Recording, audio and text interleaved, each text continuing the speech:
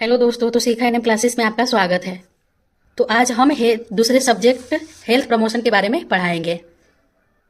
Health promotion में पहला भाग में है आवश्यक पोषक तत्व। आज हम इसके बारे में पढ़ाएंगे। तो चलिए वीडियो स्टार्ट करते हैं।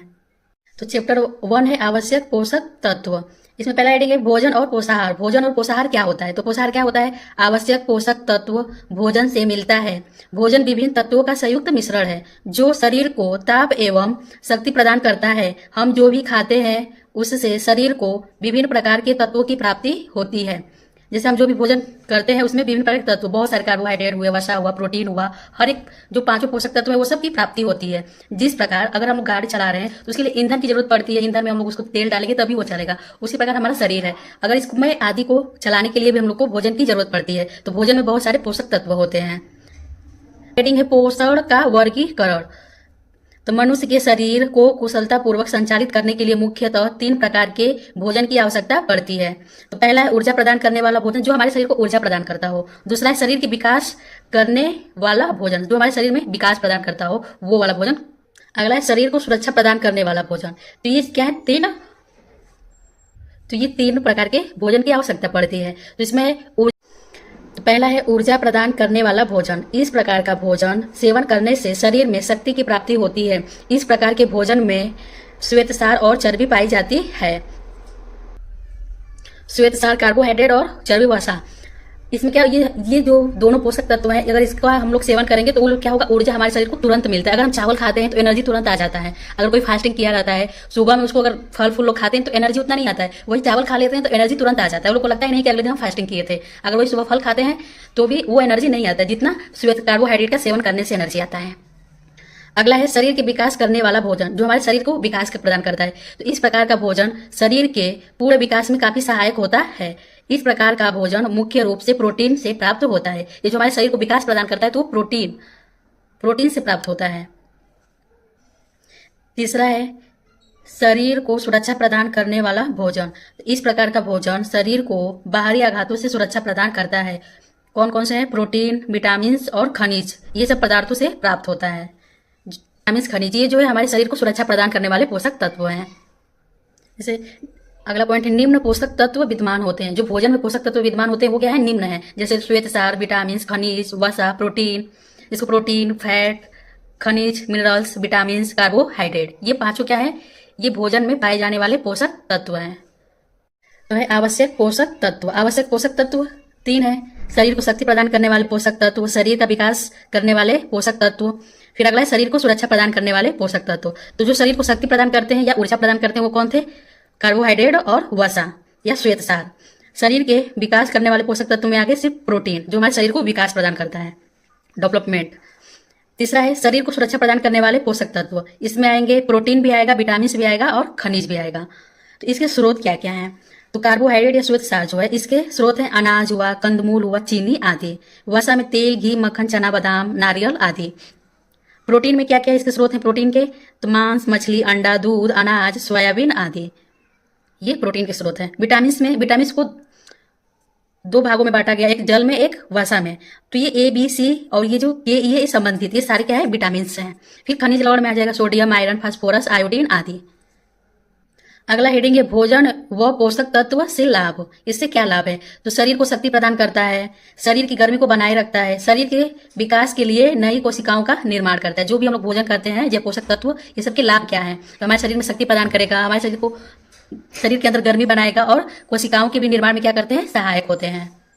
ये जो 5 पोषक तत्व हैं इसको हम लोग एक एक करके पढ़ेंगे। तो पहला है वसा, फैट।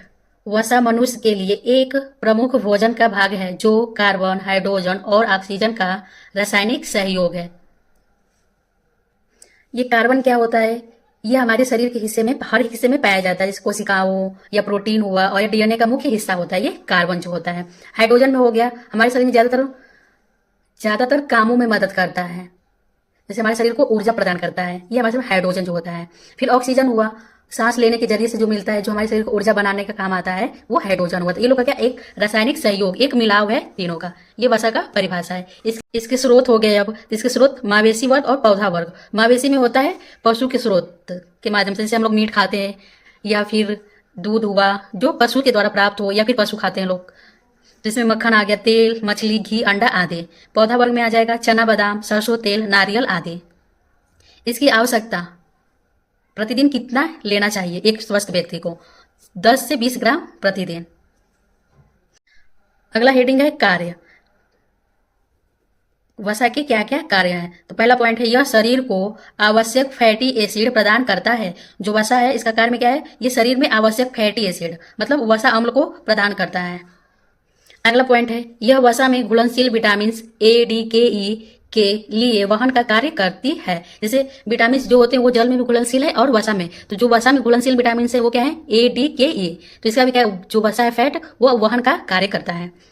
अगला पॉइंट है, शरीर को गर्म करने में मदद करती है, शरीर में गर्माहट लाती है।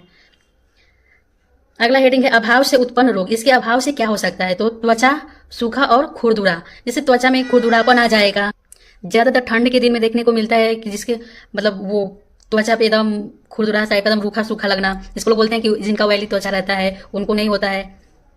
लेकिन किन्हीं किन्हीं लोग पे ज्यादा वो चेहरे हुए, पैर हुआ, हाथ हुआ एकदम फटा फटा दिखेगा, खुरदुरा दिखेगा, एकदम सूखा सूखा टाइप का दिखेगा। तो ये ठंड के दिन में ज्यादा देखने को मिलता है। तो ये किसके अभाव से होता है? वसा के कमी से होने वाला ये एक रोग है। किसी किसी को ज्यादा होता है, किसी नॉर्मली ठंडा के दिन में तो नॉर्मली सब में रहता है, लेकिन किसी किसी में ज्यादा देखने को मिलता है। अब दूसरा है श्वेतसार, कार्बोहाइड्रेट।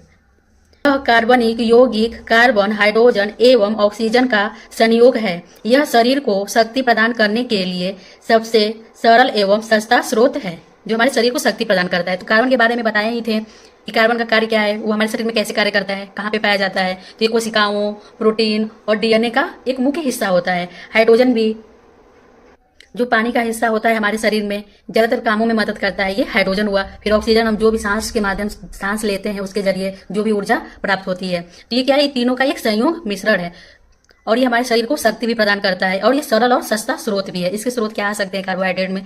तो स्रोत में है मवेशी और पौधा वर्ग में। तो मवेशी में आएगा दूध, यकृत तथा मांस आदि। पौधा में चावल, गेहूं, आलू, चना, हरी सब्जियां आदि। अधिकतर कार्बोहाइड्रेट चावल और आलू में ज्यादा पाया जाता है। इसकी आवश्यकता होती है प्रतिदिन 50 से 60%। एक स्वस्थ व्यक्ति को 50 से 60% प्रतिदिन क्या करना चाहिए? श्वेतसार लेना चाहिए भोजन के माध्यम से। अगला हेडिंग है कार्य। इस कार्य क्या क्या है? तो पहला पॉइंट है, यह कोशिकाओं को शक्ति प्रदान करता है। जो कोशिकाएं हमारे शरीर में उसको क्या करता है? शक्ति प्रदान करता है। फिर यह शरीर को स्वाद प्रदान करता है, जो भी हम लोग भोजन करते हैं उसमें स्वाद आता है। फिर शरीर को ऊर्जा प्रदान करता है, अगर हम लोग चावल खाते हैं ऊर्जा आ जाता है, तुरंत आता है। तो ये ऊर्जा भी प्रदान करता है, स्वाद भी एक आता है। इसके अभाव से उत्पन्न रोग क्या क्या हो सकते हैं? थकान होता है, कमजोरी टाइप का महसूस होता है, दिन भर एकदम सुस्त रहते हैं लोग। अधिकतर बहुत लोग को चावल खाना पसंद है या फिर कार्बोहाइड्रेट का जो लोग सेवन ज्यादा करते हैं। अगला तीसरा है प्रोटीन। यह शरीर के विकास के लिए अति आवश्यक समझा जाता है। इसमें हाइड्रोजन, ऑक्सीजन, नाइट्रोजन की मात्रा पाई जाती है। ये जो हाइड्रोजन हुआ, नाइट्रोजन और ऑक्सीजन, ये हमारे शरीर के लिए बेहद जरूरी होते हैं। हाइड्रोजन बताए ही थे कि एक पानी का हिस्सा है जो हमारे शरीर में ऊर्जा देता है। फिर ऑक्सीजन जो हम लोग सांस के जरिए जो हम लोग सांस लेते हैं उसके माध्यम से ऊर्जा प्राप्त होता है। नाइट्रोजन इसलिए जरूरी होता है कि ये हमारे शरीर में प्रोटीन बनाने में क्या करता है? मदद करता है। जिससे मांसपेशी हुआ या शरीर के किसी हिस्से को क्या ठीक और मजबूत बना के रखता है ये नाइट्रोजन। इसके स्रोत हुए मवेशी वर्ग में और पौधा वर्ग में। तो मवेशी वर्ग में आएगा दूध, अंडा, मांस, मछली आदि। पौधा वर्ग में आएगा दाल, सोयाबीन, चना, बादाम आदि। ये सब स्रोत हैं जिसमें पाया जाता है प्रोटीन। इसकी आवश्यकता होती है 55 से 65 ग्राम प्रतिदिन प्रोटीन लेना चाहिए। इसके कार्य क्या क्या है? पहला है शरीर की वृद्धि एवं विकास के लिए, शरीर में जो वृद्धि और विकास होता है उसके लिए क्या है? जरूरी होता है प्रोटीन। दूसरा, ये शरीर के लिए वाहन का काम करता है, पहुंचाने का कार्य करता है शरीर में। तीसरा है शरीर के तंतुओं की मरम्मत एवं सुरक्षा के लिए, तंतु मतलब टिश्यू या ऊतक की मरम्मत और सुरक्षा के लिए। इसके अभाव से उत्पन्न होने वाले रोग क्या क्या हो सकते हैं? तो पीसीएम, जिसको हम लोग बोलते हैं प्रोटीन कैलोरी माल न्यूट्रिशन, ये 2 प्रकार के रोग होते हैं। इसको शॉर्ट नेम में पीसीएम बोलते हैं, लेकिन इससे 2 रोग होते हैं, क्वाशियोरकर और मरासमस। क्वाशियोरकर में क्या होगा?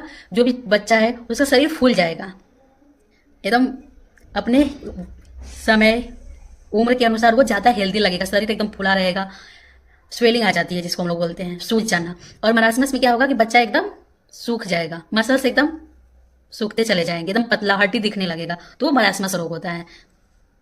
जो सब्जेक्ट हेल्थ प्रमोशन था जिसको हम अभी पढ़ा रहे थे, तो ये चैप्टर 1 जो था उसमें बहुत ज़्यादा हो जा रहा था, वीडियो ज़्यादा हो जा रहा था, तो इसको हम 2 पार्ट में डिवाइड किए हैं। तो फर्स्ट पार्ट हम पढ़ा दिए हैं, अब सेकेंड पार्ट अगले वीडियो में हम पढ़ाएंगे। तो मिलते हैं अगले वीडियो में। अगर चैनल अच्छा लगे तो चैनल को सब्सक्राइब और लाइक करना ना भूलें।